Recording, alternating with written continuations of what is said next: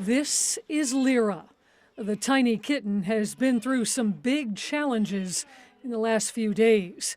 She was found in a rather precarious position, trapped in an 8-foot pipe outside this abandoned house in Toledo. Wanting to do everything possible to get her out.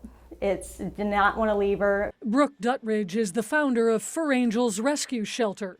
She first heard about the kitten Friday night.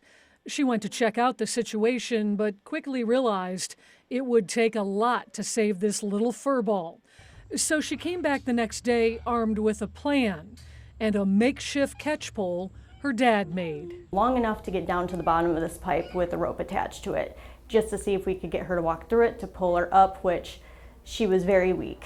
So we knew this was going to be a long process to get her out. Long process may be an understatement. Duttridge spent 6 hours working to get little Lyra out of the pipe. A camera helped her monitor everything. She kept crying, she'd get really tired, then she'd perk back up and then back to being tired because she was weak. Everybody says we kind of trauma bonded through the pipe because I talked to her the whole time she was down there to try to coax her forward and gain that trust and that bond with her.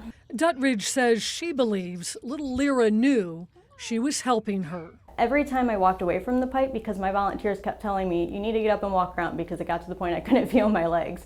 And every time I walked away, it's like she knew, and she would cry louder, and I would come back and she would calm down. And when the hours of work finally paid off, I was very thankful that she finally got to that point of trusting me enough to pull her out. Duttridge describes the moment she realized her plan worked as magical.